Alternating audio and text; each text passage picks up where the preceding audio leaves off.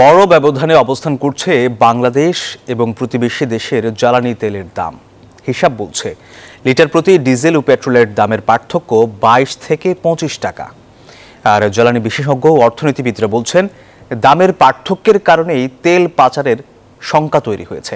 তাই চোরাচালান বন্ধে সীমান্তে নজরদারি বাড়ানোর তাগিদ বিশ্লেষকদের। দর্শক আরও জানাচ্ছেন রিয়াদ সুমন। বিশ্ববাজারের সঙ্গে সামঞ্জস্য রেখে এখন প্রতি মাসে বাংলাদেশেও জ্বালানি তেলের স্বয়ংক্রিয় মূল্য নির্ধারণ করছে সরকার। এরপরও প্রতিবেশী দেশ ভারত ও মিয়ানমারের সঙ্গে বাংলাদেশের জ্বালানি তেলের দামের বিশাল ব্যবধান থাকছেই। তথ্য বলছে সাম্প্রতিক বছরগুলোতে দেশের বিভিন্ন স্থলবন্দর ও সীমান্ত দিয়ে অলিখিতভাবে বাংলাদেশ থেকে প্রচুর পরিমাণে জ্বালানি তেল পাচার হয়েছে।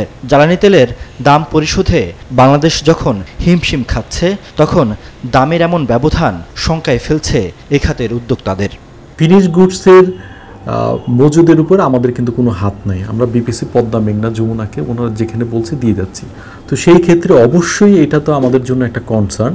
সেটা হচ্ছে গভর্নমেন্টের যে আইন শৃঙ্খলা বাহিনী আছে, সীমান্তরক্ষী বাহিনী আছে, এরা কিন্তু এদের প্রসেস করতে হবে, কারণ ফিনিশ গুডসটা আমার কাছে থাকে না, আমি বিপিসিকে দিয়ে দিচ্ছি।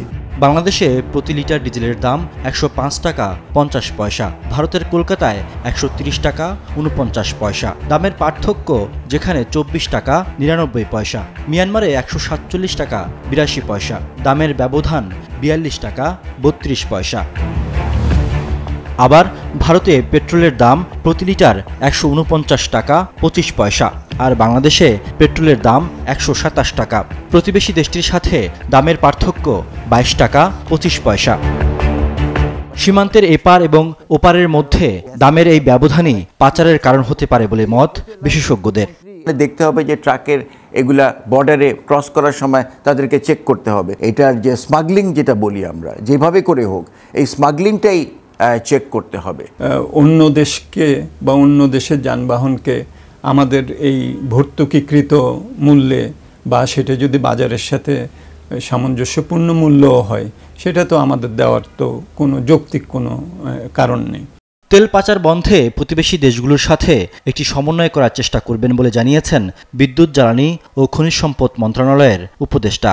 ব্যালেন্স করতে হয় যে মানুষের এক্সপেকটেশনটা কি, ওয়ার্ল্ড প্রাইসেসটা কি, প্রাইসিং এর যেটা ফর্মুলা আছে ওটা কি, কিছু মিলে আমরা একটা ব্যালেন্স করার চেষ্টা করি।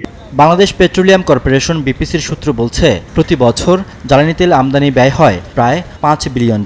এর মধ্যে 73 থেকে 75% ব্যয় হচ্ছে ডিজেল আমদানিতে। তাই চলমান ডলার সংকটের মধ্যে জ্বালানি তেল পাচারের বিষয়টি চিন্তায় ফেলছে সংশ্লিষ্টদের। রিয়াদ সুমন, নিউজ 24, ঢাকা।